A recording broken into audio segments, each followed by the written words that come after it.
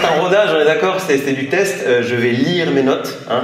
Donc n'allez pas dire le spectacle Entropie était bien, par contre le truc à la fin, bof. La moindre des choses, c'est un comédien, c'est de connaître son texte. Non, je lis. D'ailleurs, si ça peut vous rassurer, c'est gratuit. Ok. Enfin, la gratuité chez vous à Levallois, c'est pas très important, mais vous donnez de l'argent comme ça, le contribuable de Levallois est généreux. On va pas aller sur ces sujets. Aujourd'hui, je voudrais aborder un sujet un peu léger, mais d'actualité, un sujet d'actualité léger, le padel. Voilà, le padel. Ouais, sujet léger, histoire de changer un petit peu de l'amorosité ambiante, hein, c'est vrai, la violence, les complotistes, l'extrême droite. Donc j'ai tapé padel dans Google, et là, le premier truc qui sort, padel, Cyril Hanouna. Parce qu'apparemment, c'est un sport qu'il pratique beaucoup. J'étais dégoûté, mais après, j'ai fermé les yeux, et j'ai eu l'image de Cyril Hanouna entre quatre murs. J'ai kiffé, vraiment. En plus, le padel, ça se joue à 4, donc il y a la place pour Bolloré, Sterrin, Mabrouk, Bardella en ramasseur de balles, tu fermes, terminé quoi. Mais bon, à Levallois, cette blague marche moyennement. On va s'adapter, hein, il faut imaginer Guillaume Meurice, Salomé Saké, Sandrine Rousseau et Mathieu Pigasse, voilà. Et bien sûr, Manuel Valls en ramasseur de balles, ça ne change pas. Donc, on parle de padel, hein, du padel, le sport de raquette qui se joue entre quatre murs, hein, pas le padel, la pirogue de Décathlon hein, pour les Maoris de la Baule, hein, ok. On confond souvent les deux alors que ça n'a rien à voir.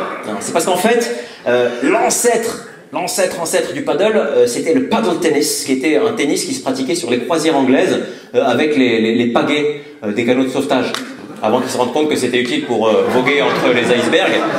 Et donc, une pagaie en anglais, ça se dit paddle, et sauf que les gens qui ont inventé le paddle, c'est des gens qui parlaient espagnol, donc ils disent paddle. Así que el paddle es el paddle, no es el paddle, ¿vale? Et le paddle, c'est le paddle, pas le paddle. Est-ce que c'est clair? Donc on parle du paddle et non pas du paddle. Est-ce qu'il y a des gens qui pratiquent le paddle dans la salle ou pas? Levez la main que je vois un petit peu. On en a ou pas? Est-ce qu'il y a des gens qui ont déjà entendu la phrase je me suis mis au paddle, c'est hyper ludique? Levez la main que je vois un petit peu. Sport de Bourges, on est raccord. Tous les gens qui se mettent au paddle d'ailleurs disent la même phrase. Ils disent ouais, le paddle c'est hyper ludique, c'est convivial parce que ça se joue à 4, c'est moins technique que le tennis, hein, du coup t'as pas besoin de savoir jouer pour te faire plaisir. Et ça, petite parenthèse, moi qui fais du tennis, je dois avouer que c'est vrai. Quand tu te mets au tennis, il faut s'entraîner longtemps avant que le sport que tu pratiques ressemble de loin à du tennis. Les 2 premières années, le tennis, c'est de la danse contemporaine, hein, vraiment, c'est de la GRS. Il n'y a rien de pire que de jouer au tennis avec quelqu'un qui n'a jamais fait de tennis. Parce qu'au foot, quand tu as un mauvais dans l'équipe, personne ne lui fait la passe, il court dans tous les sens, ça lui fait un footing, tout le monde est content, ok? Au tennis, tu es obligé de lui envoyer la balle, mais la balle ne revient pas. Si vous avez le choix de jouer au tennis contre un débutant ou un chien, le clébard, les amis, hein.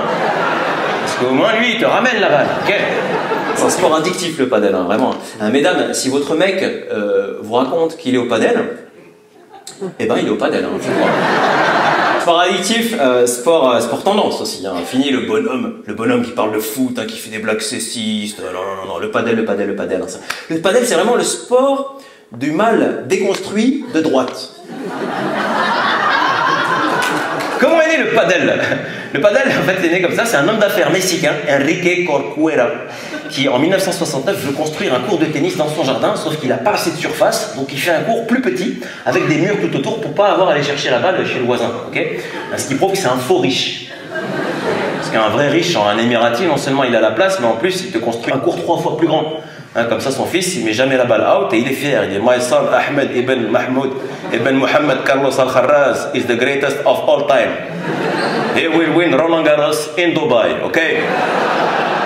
Corcuera, c'est un riche, mais qui se la joue plus riche qu'il ne l'est. Ok? C'est un peu le mec de Levallois qui a les boules de ne pas habiter à Saint-Germain-en-Laye. Tu vois?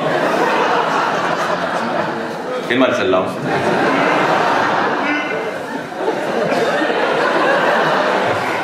The pig is back.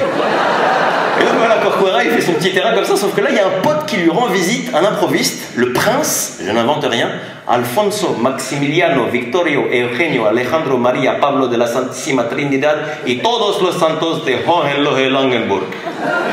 Quand ta pièce d'identité, c'est un arbre généalogique, c'est que tu es vraiment riche. Et Cantwell, il a honte. Il veut pas lui avouer qu'il n'avait pas assez d'argent pour faire un vrai terrain de tennis, donc il improvise. Il dit en fait, j'ai inventé un sport, ça s'appelle le paddle. C'est hyper ludique, c'est convivial parce que ça se joue à 4. Et donc l'autre, il a adoré, il a emporté l'idée en Espagne et il a monté un business à partir de ça et c'est parti comme ça. Le paddle, c'est un peu le nouveau golf ou le nouveau squash.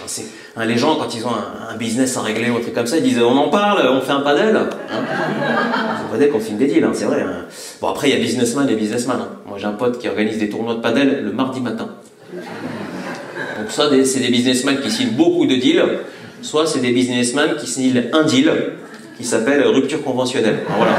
C'est quand même dingue de se dire qu'un sport aussi important soit né parce qu'un gars a dû modifier son sport d'origine pour le pratiquer. Alors qu'au fond, on fait tout ça tout le temps, depuis notre enfance. On invente, on s'adapte, on fait des sports dérivés, des sports existants. C'est vrai. Moi, il y a quelques semaines, par exemple, avec les enfants, on était en Espagne sur une grande plage. Comme ça, on jouait au foot sur la plage. Et tout à coup, en fait, moi, j'ai une idée. J'ai tracé un énorme cercle comme ça, dans le sable. Et j'ai fait un trou au milieu. Et je leur dis maintenant, le but, c'est de mettre la balle dans le trou. Et on va baptiser ça le foot-hole. Sauf que ma fille, qui parle pas anglais, elle me dit, maintenant, le foot-hole, ça veut rien dire, papa. Et là, elle fait une proposition avec son langage d'enfant. C'est véridique, je reprends juste ces mots. Elle me dit, non, on va appeler ça le trou de balle.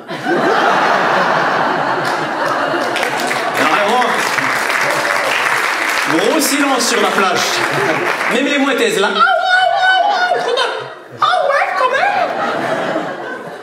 J'ai dit alors déjà, si tu veux bien ma chérie, on va le prononcer à l'anglaise, football, ok? Ce sera mieux perçu par les investisseurs intantinés prudes de Levallois. Je te propose de faire un temps calme pour bien réfléchir à ta propale. Et on en parle, on se fait un padel.